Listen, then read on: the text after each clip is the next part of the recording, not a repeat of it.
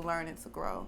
So before COVID hit, I was working with the Y with a youth program, basically helping a lot of underserved communities, high school students with ACT, SAT, college applications. Unfortunately, the Y is already broke, and then COVID said, oh no, girl, y'all really ain't got no money. So about 70% of us got laid off. But I kept in touch with my students. I still keep in touch with them. They call me every now and then, and Miss Jess, I did this in college. Good for you, baby. I'm glad to hear it. All of them, we have 100% graduation rate. So it is, that's where I find my focus at with kids and even with my peers. Is that rate that you mentioned significant when it comes to the state of Alabama? Absolutely. Okay, absolutely. Tell me why. Especially when we're talking about public education. And there are different facets, even with public education. We have the magnet program in Alabama, which is a big thing. And that's a little less staggering. But if you're just talking about traditional public schools, I'm not going to give you a number, but it is significantly lower. And that is because when you're talking about these traditional schools, these are black and brown kids. The white kids in Montgomery, or I will even dare say Alabama, they go to more of the private institutions or even the magnet schools. Or if they moved out into the counties where they have those, schools are much different. Pike Road is like 10 minutes from Montgomery. And can we get an example? So you got distance in terms of 10 minutes, but tell me. Okay. You guys can both do this because this is like the both of you guys. Yeah, it is an Alabama thing. Distance, like if you would think about in DC, so you know how you guys have multiple high schools like all on the same street. It would be literally one block over where it's like a drastic difference in learning standards, a drastic difference in resources given to students, even all the way down to sports and extracurricular activities. Like I'm a product of Birmingham City Public Schools, and I'm proud of it. But I also when I was in high school, we had the chance to do like a swap day. So where the hood kids get to go to the rich white school and see how they do. And I went to like Mountain Brook High School and I'm familiar. I went to Mountain Brook High School and I was just flabbergasted. I was like mind fucked at the level of access that they had. Like everything that they were learning in the 9th grade, I didn't learn until the 12th grade. Probably even freshman year of college. Wow. So it was like total disconnect, and it's less than 6 miles away. And less than 6 miles means 12 minutes in Alabama. Right? 6 miles here might mean 45 minutes. No, Alabama, that's I seen y'all traffic. Yes, it's a 12-minute drive. And it's a major difference. Absolutely. And then with the zoning systems, it's just about where the money's going. Pike Road, they're funded, just like she said, it might be 6 miles away or whatever. But if we have all this money and all the alumni at this school are like, oh, we're going to make sure you have all the brand new textbooks. It's that difference in levels of what kid can get and what other kid can. I was fortunate enough to be able to go to magnet school. My mom was not having it any other way. But I was not ignorant to the fact that my counterparts at the other schools did not have the same opportunities as me. And these programs that you guys went to, that gave you a chance to remove the veil in terms of how the lives intersect. Absolutely. Because you got to see the other side that you weren't aware of until that program. Because if that program never existed, would you guys have that experience?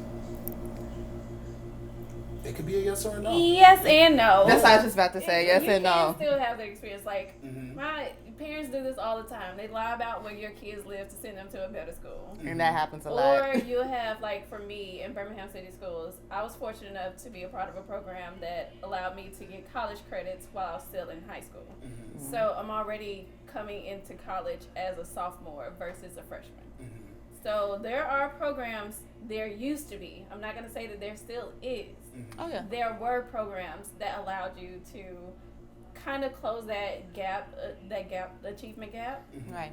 But I don't think it still exists today. Tell me about this achievement gap. That's a word that I don't hear used quite a lot. Achievement gap in education is kind of like how would you put it? So the achievement gap is basically how a student is defined by in success rates. So like if you have a close or closed achievement gap, that means that the child is going to go to college and he's going to like pour back into society and create more funds for that community. But if you have a wide achievement gap to where there's a disconnect and students are like the pipeline of prison for black males, that widens the achievement gap for students in that community. Okay. This is my first time hearing that word. Huh. Yeah, so thank you. I work in education, so. I appreciate that. Okay, so how would you guys identify within your communities when it comes to being black? For me, my intersectionality is a black woman. That's two in itself, and then I'm also a lesbian. So that's another layer. And I'm also like a product of city schools. That's another layer. And then I was also a ward of the state, which many people don't know. That's a foster youth in schools, so that's another layer. So that's like 4 different levels of intersectionality for me. Okay. In my community. Okay. Unique. Yes. So many. I'm trying to like process everything. My brain is okay. But for me, in terms of like how I identify, and I was thinking about this on a drive here. I'm like, do I want to change how I identify myself? Listen, because. But anyways, just off top, I identify as a black woman. I do sometimes interchange it with an African American woman, but I think primarily I use black woman. Similar, with socioeconomic status, being from the south side of Chicago, you know what I mean? Oh yeah, don't let the cute braids ruin you now, okay? Yes, last name is Jordan now. But anyways, and first name Unique, so somebody had to figure it out. But anyways, but no, just being from the south side of Chicago and, my mother, having to use food stamps and, food stamps was the throwback word, but, now we into EBTs. But I was the product of like, I got to pull this stamp book out and I have to present this to a cashier, you know what I mean? And even just like the stigma associated with that, like that was, a lot growing up. But, speaking to what Jess was saying earlier, in my community, I'm really, really big on outreach. Anybody that knows me or who has encountered me knows that I'm like an open book, transparent, like, hey, if you need this resource, let me know. Although you may not be my client, I may not be servicing you, but still, if you got a question, still approach me, Folks know I'm on Instagram and you want to do the plug? I'll do that later. Cool. Just have to be sure. But yeah, on Instagram, like this is a free service that I'm giving folks in terms of like coming on, giving videos and psychoeducational tips and motivational things. Like a lot of folks, let me not put any discredit to other people, but when it comes to content creating and actually putting up videos where you're, I'm not just putting out cute little, scriptures, words of the day. Like, I am really, really showing myself and saying, hey, let me give you this self-affirmation. Let me teach you how to do these things. Let me, again, that visibility. So, we just wrap it on up. We taking time? We got time today. This is the last panel for the month. Yes, it is. Yes, let me get comfortable. With a bang. Yes.